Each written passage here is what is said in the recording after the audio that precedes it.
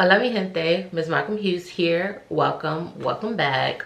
Today I'm coming to give you all part 2 or the next part of my book mail and book purchases video. If you haven't seen part 1, go ahead and check it out.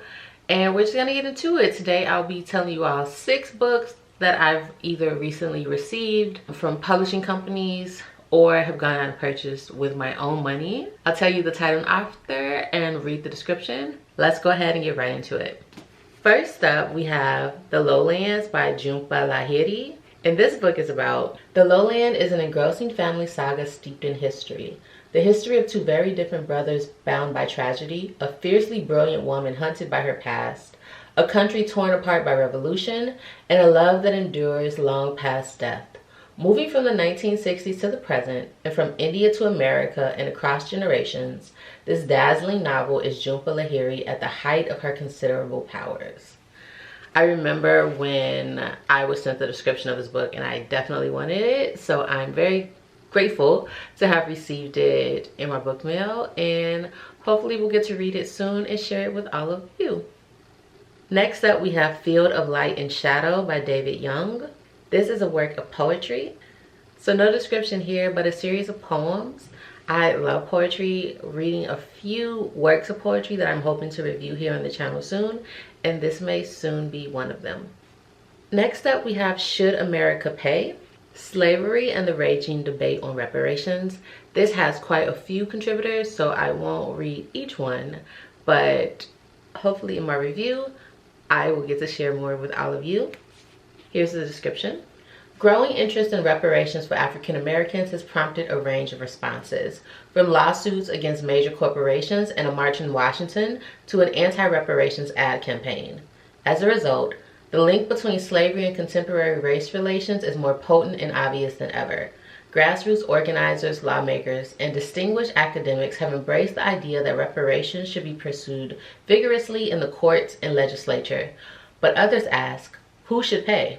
And could reparations help heal the wounds of the past? This comprehensive collection, the only of its kind, gathers together the seminal essays and key participants in the debate. Pro-reparations essays, including contributions by Congressman John Conyers Jr., Christopher Hitchens, and Professor Molefi Asante, are encountered with arguments by Shelby Steele, Armstrong Williams, and John McWhorter, among others. Also featured are important documents such as the First Congressional Reparations Bill of 1867 and the Dakar Declaration of 2001, as well as a new chapter on the current status and future direction of the movement. Always a topic. I am pro-reparations, so definitely excited to delve into this book. Next up, we have Black Fire, an anthology of Afro-American writing. It's edited by Leroy Jones and Larry Neal. This is also just an iconic read, but let's get into the description. Black Fire is a naked indictment of American prejudice and a flaming prophecy of future turmoil. It may well be one of the most important books ever published in the United States.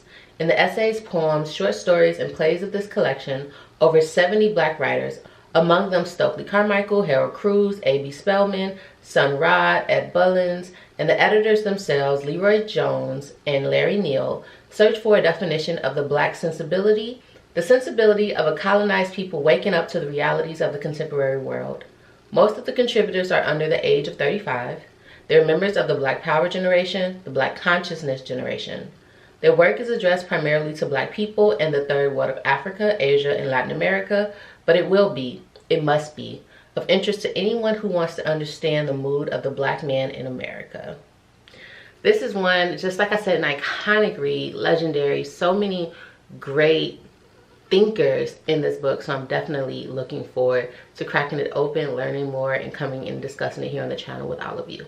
Last but not least, a double pack is what I have here. I'll take each one out and share it with you. First up, we have The Hate U Give by Angie Thomas. Obviously a staple in the culture at this point, was turned into a movie. I haven't read it. I've actually put off reading it because I've just heard so many people say it gutted them, and I'm just like, Lord, I don't want to cry. So I haven't read it, but I am planning to actually crack it open soon.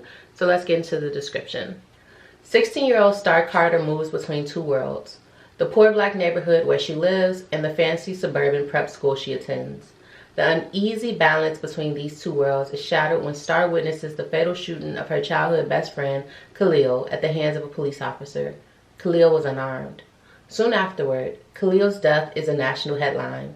Some are calling him a thug, maybe even a drug dealer and a gangbanger. Star's best friend at school suggests he may have had it coming.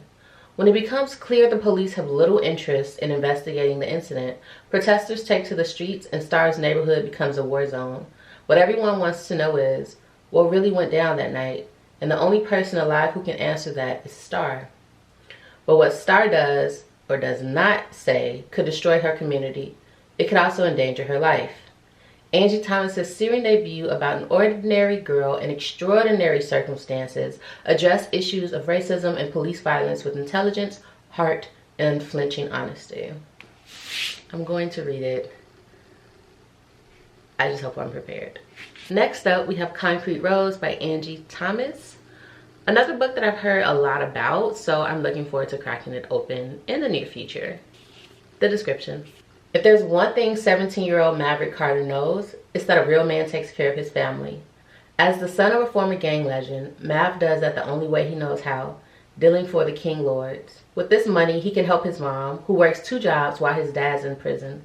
Life's not perfect, but with a fly girlfriend and a cousin who always has his back, Mav's got everything under control. Until, that is, Maverick finds out he's a father. Suddenly he has a baby, 7, who depends on him for everything.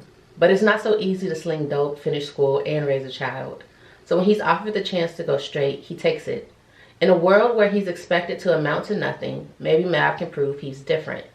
When King Lord blood runs through your veins, though, you can't just walk away.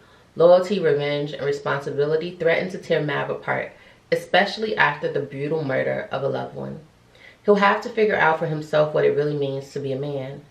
International phenomenon Angie Thomas revisits Garden Heights 17 years before the events of The Hate U Give in this searing and poignant exploration of Black boyhood and manhood. Alright y'all, so those are some of the books that I've received and or purchased recently.